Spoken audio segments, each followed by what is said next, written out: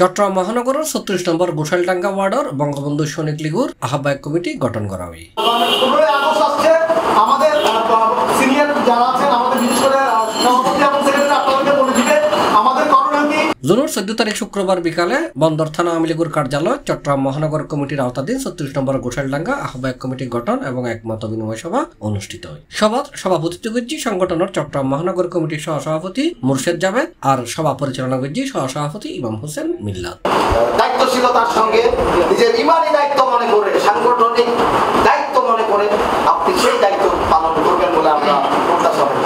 এড়ে প্রধান অতিথি হিসেবে উপস্থিত আছেন বন্দর থানা আওয়ামী লীগের সভাপতি সুলতান আহমদ। অনুষ্ঠানের উদ্বোধক আছেন বঙ্গবন্ধু সৈনিক লীগ চট্টগ্রাম মহানগর কমিটির সভাপতি মোহাম্মদ সেলিম হোসেন চৌধুরী। তখন 1974 সালের কথা, আমি তখন ঢাকা ইঞ্জিনিয়ারিং ইউনিভার্সিটিতে পড়তেছি।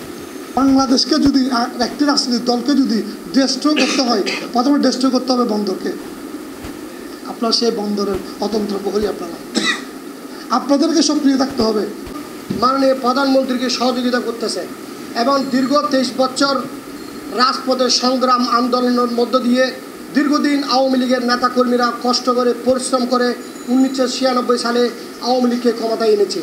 অনুষ্ঠানত বিশেষ অতিথি হিসেবে উপস্থিত আছেন ৩৬ নম্বর গোসাইলডাঙ্গা ওয়ার্ড আওয়ামী লীগের আহ্বায়ক কমিটির যুগ্ম আহ্বায়ক সৈয়দ নুর নবী লিটন। প্রধান বক্তা ছিল নগর কমিটির সাধারণ সম্পাদক মোহাম্মদ মামুনুর রশিদ রুবেল। সভাত বক্তব্য রেখে বঙ্গবন্ধু সৈনিক লীগ চট্টগ্রাম মহানগর কমিটির সহসভাপতি মোহাম্মদ শফি শুভ, মোহাম্মদ সালাউদ্দিন, যুগ্ম সম্পাদক ফরহাদুল হাসান মোস্তফা, তথ্য এবং গবেষণা বিষয়ক সম্পাদক দিদার মির্জা, শ্রম এবং জনসংখ্যা সম্পাদক ইউসুফ মোল্লা, সহ দপ্তর সম্পাদক MM.H. ইসমাইল, সদস্য আসমা আক্তার তামান্না। সভাত সর্বসম্মতিক্রমে হাসান মোহাম্মদ মোরাদার আহ্বায়ক করি 41 সদস্য বিশিষ্ট বঙ্গবন্ধু সৈনিক লীগ ৩৬ নম্বর গোসাইলডাঙ্গা আহ্বায়ক কমিটি ঘোষণা করা হয়। আমি এখন সদস্যদের নাম ঘোষণা করছি।